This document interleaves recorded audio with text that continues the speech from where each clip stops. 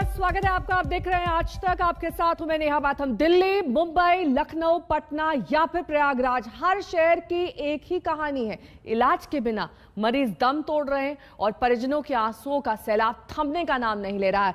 दिल्ली के अस्पतालों में बेड्स खाली नहीं है और अब अस्पताल के बाहर इलाज करने की नौबत आ चुकी है।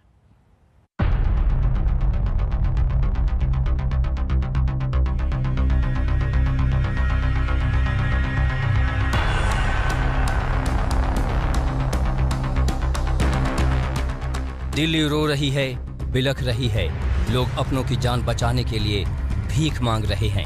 ये सर प्लीज, और कोई नहीं है मेरा इसके सिवा। बेड नहीं है, मैं कहीं भी लिटा के इलाज करा लूंगा। वो बात नहीं है ना मेरे भाई। मुझे बेड नहीं चाहिए। इलाज कैसे हो बताओ ना मेरे को। आईसीयू नहीं है ना। अरे यार, नॉर्मल ऑक्सीजन तो कम से कम लगाओ। इसकी पल्स भी 65 हो गई है।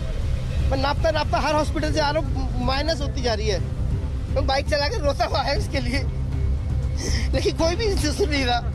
इससे कुछ मेरा कौन देखेगा। बेटी सियानी है, एक छोटी है गोद की। थक गया इन लोगों को। मैं पैर पकड़ने को तैयार हूँ, लेकिन एडमिट तो करेंगे। बेड नहीं है, वो नीचे लिटा के इलाज करा लूंगा। ये दिल्ली में कोरोना के हाहाकार की जीती जागती तस्वीर है।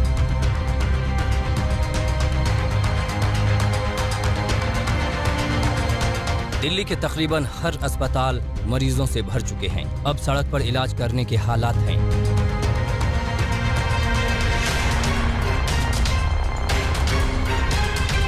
जहां तक नजर जाएगी, मरीज ही मरीज नजर आएंगे। अस्पताल के भीतर अब बेड खाली नहीं, ऊपर से मरीजों की बाढ़ आ रही है। जब कोई रास्ता नहीं रहा तो अस्पताल के बाहर स्ट्रेचर पर ही मरीजों का इलाज शुरू हो गया है।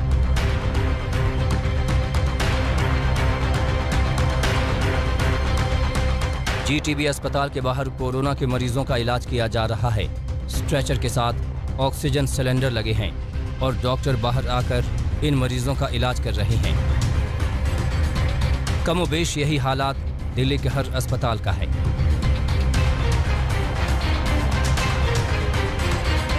संकट सिर्फ अस्पतालों में बेड का नहीं है।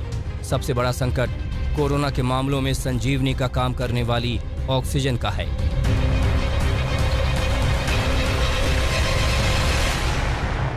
सर गंगाराम अस्पताल में 60 मरीजों की जान संकट में है। यही नहीं, 25 बेहद बीमार मरीज ऑक्सीजन के बिना 24 घंटे में दम तोड़ चुके हैं। ये दावा सर गंगाराम अस्पताल के डायरेक्टर ने किया है। उनके मुताबिक अस्पताल में महज 2 घंटे का ऑक्सीजन बचा है। 1 टन ऑक्सीजन कल रात अस्पताल को मिला था, जो अब खत्म होने को है। वेंटिलेटर सही ढंग से काम नहीं कर पा रहे हैं। इस इमरजेंसी में ऑक्सीजन को एयरलिफ्ट करने की मांग की जा रही है। इस मांग से पहले ही वायुसेना ने ऑक्सीजन सप्लाई में मदद शुरू कर दी है। 2 C-17 ने 2 खाली क्रायोजेनिक टैंकर और एक IL-76 विमान ने 1 खाली टैंकर को पानागढ़ पहुंचाया। इन तीनों कंटेनरों को भरने के बाद दिल्ली लाया जाएगा। विमानों में ऑक्सीजन से भरा कंटेनर लाना संभव नहीं, लेकिन विमानों से खाली कंटेनर को वापस ले जाने से एक तरफ का समय बच जाता है।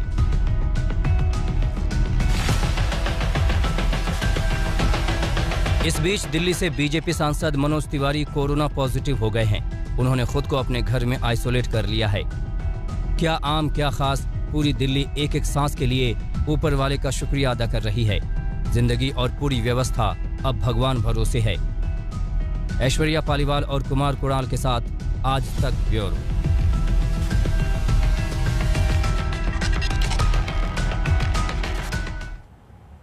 वहीं दिल्ली के जीटीबी अस्पताल में खुले आसमान के नीचे इलाज चल रहा है। कुमार कुणाल की ये रिपोर्ट देखिए।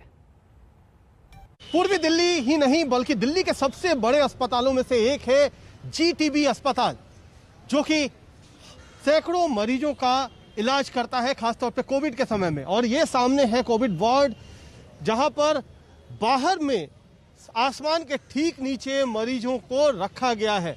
मरीज यहाँ पर इलाज करवा रहे हैं क्योंकि अंदर सब कुछ भर चुका है पूरी तरह से, कोई भी जगह नहीं है यहाँ पर। और यही वजह है कि जो मरीज हैं उनको बाहर स्ट्रेचर पर लिटाकर इलाज देना पड़ रहा है। ये तस्वीरें आपको चौंकाने वाली हैं, क्योंकि धूप, गर्मी, बारिश सब के बीच में सारे मरीज इस समय सीधे सीधे आसमान के ठीक नीचे, खुले आसमान के नीचे, पेड़ के नीचे यहाँ पर लेटे हुए हैं। साथ ही साथ ऑक्सीजन सिलेंडर है और तमाम चीज़ें हैं। यहीं पर जो डॉक्टर है वो भी आकर के इन्हें जो भी इलाज के सुझाव हैं वो दे रहे हैं। कब से ये पेशेंट है मेरे पापा, बिल्कुल सीरियस है, लास्ट पोजीशन है, कोई नहीं सुन रहा। डॉक्टर ही नहीं है अंदर, डॉक्टर ही नहीं है वो। तो ये बाहर कब से लेटे हुए हैं? बाहर कब से डॉक्टर है ही नहीं अंदर। इमरजेंसी में भी अगर डॉक्टर नहीं है तो बताओ कहाँ जाएगा आदमी। यहाँ पे डॉक्टर ही नहीं है, मतलब हैरानी स्थिति। पूरे रात में लोग ऐसे ही रात में सारे ऐसे बैठे हुए हैं। रात से एक सिलेंडर होता है, 10 पेशेंट है, ऑक्सीजन की बहुत प्रॉब्लम आ रही है।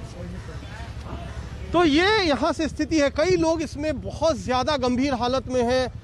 कई जो स्थिति है यहाँ पर इस तरीके से है कि कम से कम 15 से 20 मरीज बाहर इस समय अस्पताल के बाहर खुले में लेटे हुए हैं, उनका इलाज चल रहा है। शिकायत ये भी है कि डॉक्टर नहीं आ रहे हैं, उन्हें ऑक्सीजन मुहैया नहीं कराई जा रही है।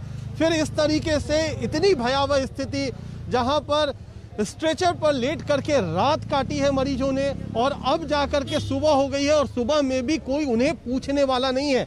तो ये स्थिति इस समय दिल्ली के बड़े अस्पतालों में से एक जीटीबी अस्पताल में, जो कि दिल्ली सरकार का अस्पताल है, वहां पर साफ तौर पर दिखाई दे रही है। तो ये मत कहिए कि किस तरीके से इलाज होगा। इलाज होने की बात तो दूर, लोगों को पूछा नहीं जा रहा है। ऑक्सीजन की जो किल्लत है वो उससे भी लोग दो चार हो रहे हैं। साथ ही साथ मुश्किल बेड की तो अब बात ही नहीं है, बेड तो मिला ही नहीं। आप देख रहे हैं कि किस तरीके से लोग स्ट्रेचर पर लेटे हुए हैं। तो क्या आने वाले दिनों में क्या इससे भी भयंकर हालात होंगे, किस तरीके से होगा, ये सबसे बड़ा सवाल। कैमरामैन प्रेमचंद मिश्रा के साथ कुमार कुणाल, जीटीबी हॉस्पिटल, दिल्ली आज तक।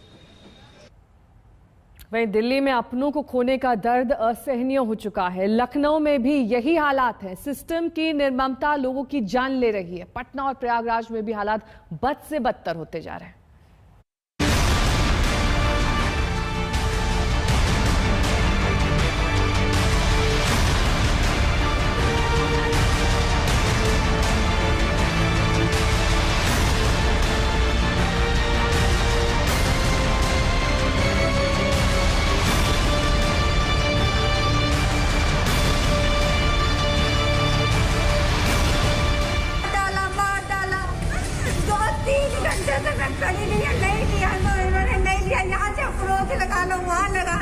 यहाँ के डॉक्टरों की गलती है, यहाँ सुने नहीं रहे, बिल्कुल कोई सुनवाई नहीं। अगर पेशेंट को बचाना चाहे तो बचा सकते हैं।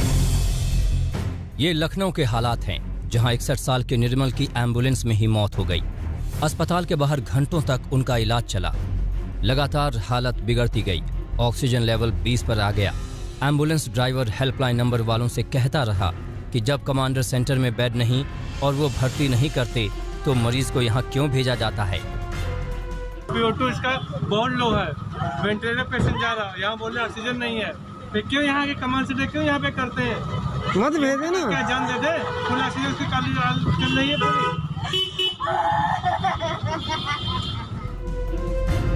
इसी कहासुनी के बीच एम्बुलेंस में ही निर्मल की सांसें उखड़ गईं और सिस्टम की बेहयाई पर गुस्सा चीत्कार बनकर फूट पड़ा। वहाँ लगा लो, यहाँ के डॉक्टरों की गलती है, यहाँ सुने नहीं रहे, बिल्कुल कोई सुनवाई नहीं। अगर पेशेंट को बचाना चाहे तो बचा सकते हैं। इन्होंने मार डाला, मेरे बच्चे नाथ कर डाले, मेरे बच्चे नाथ कर डाले। उधर यूपी के प्रयागराज में अलग ही तस्वीर नजर आई। डॉक्टर और मरीज के परिजनों में मारपीट के बाद डॉक्टरों ने हड़ताल कर दिया।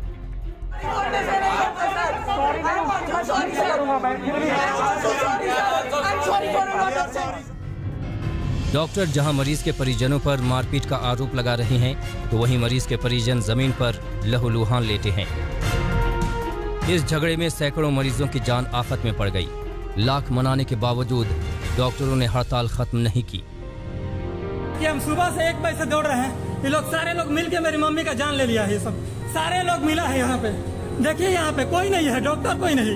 एक फ्लोर पे है तो बोल रहे हैं कि हम जाएंगे नहीं दूसरे फ्लोर पे। महिला की मौत के बाद परिजनों ने जमकर हंगामा किया। इससे पहले मरीज के परिजन ने वीडियो बनाकर दिखाया कि डॉक्टर नदारद हैं और नर्स कमरे में बैठी है, लेकिन मरीज का हाल देखने नहीं आई।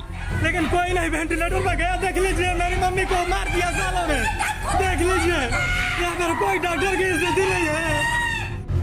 ये इस अस्पताल में अकेली मौत नहीं है। परिजनों के मुताबिक 24 घंटे में 17 मरीज दम तोड़ चुके हैं। उनका आरोप है कि डॉक्टरों ने मरीजों को उनके हाल पर छोड़ दिया है। इस हंगामे के बाद डॉक्टरों ने हड़ताल कर दी है। वहीं पटना के डीएम ने एसएसपी को पत्र लिखकर सुरक्षा देने को कहा है। वहीं कोरोना से बढ़ते तनाव और हेल्थ सिस्टम पर बढ़ते दबाव ने हालात को बेहद गंभीर बना दिया है। लखनऊ में आशीष श्रीवास्तव और प्रयागराज में पंकज श्रीवास्तव के साथ राजेश कुमार झा, पटना सिटी आज तक।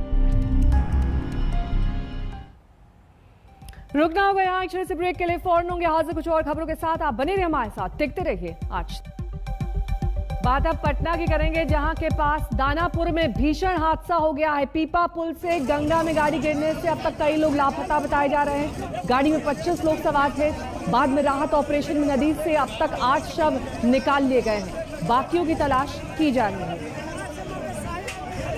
पिकअप वैन ये थी जिसमें 25 लोग सवार थे। 8 शव अभी तक नदी से निकाले जा चुके हैं। रेस्क्यू ऑपरेशन अभी चल रहा है और माना यही जा रहा है कि जिस तरीके से ये हादसा हुआ है, किसी का बचना भी मुश्किल है।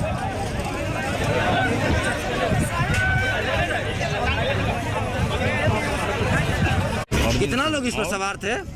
10 आदमी से कम, 10 आदमी था। रमाकांत सिंह अभी उसी बच्चा 3 था। आप भी उसी में बैठे थे? हाँ। हम ऊपर में थे, छत पे बैठे थे। हाँ, छत पर बैठे हुए 2 आदमी बैठे हुए थे। 2 बच्चा। हम लोग का इतना डैमेज हुआ कि बाप रे बाप।